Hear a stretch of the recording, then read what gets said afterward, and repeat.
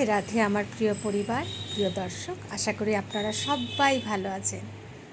আমার মেয়ের জন্মদিনের সেলিব্রেটের কিছু ছবি এবং ভিডিও আপনাদের কাছে তুলে ধরলাম। আশা করি আপনাদের ভালো লাগবে।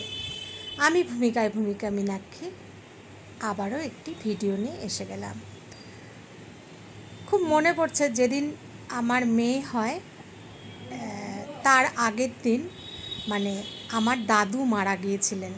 তো আমার দাদুর যখন ডেড বডি আসে বাড়িতে, আমার ডেট কিন্তু অনেক পরে ছিল, কিন্তু আমার শরীরে অস্বস্তি ফিল হতে থাকে।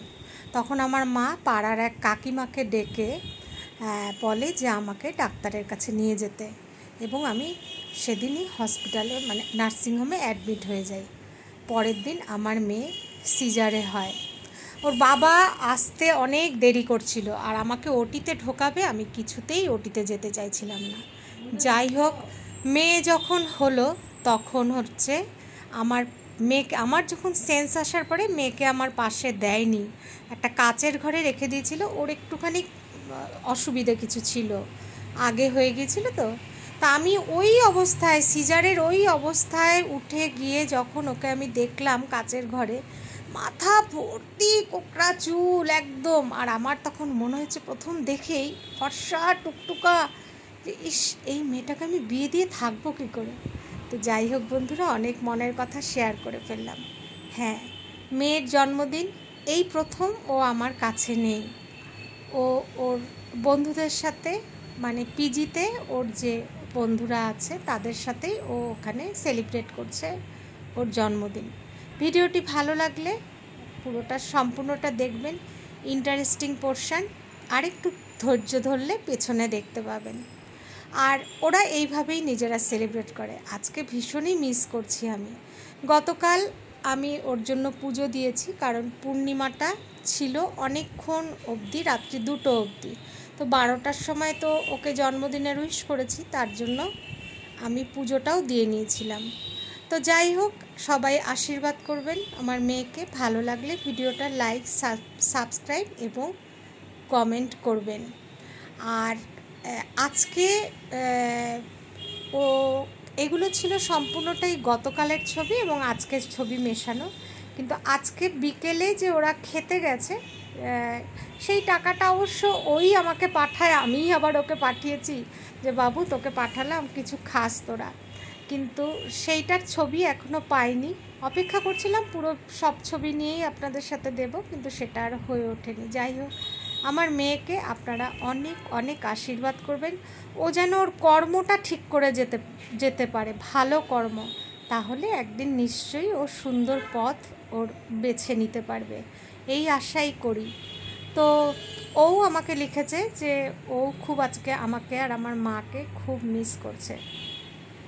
তো যাই হোক বন্ধুরা, এইভাবেই আমার মেয়ের বড় হয়ে ওঠা। আস্তে আস্তে অনেক কষ্ট করেছে, অনেক স্ট্রাগল করছে, এখনও অনেক স্ট্রাগল করছে।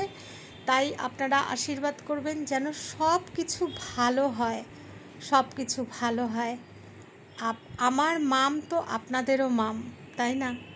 আপনাদেরও পরিবারের একজন মানে মেয়ে বলতে পারেন না, সত্যিই এটা তাই। আমার মেয়ে তো আপনাদেরও মেয়ে পরিবারের।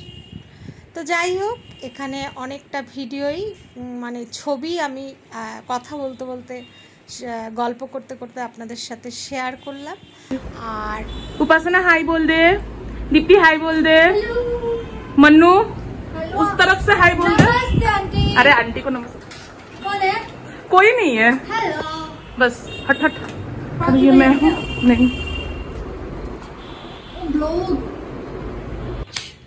Happy birthday to you, happy birthday to you, happy birthday dear Shubhashree, happy birthday to you.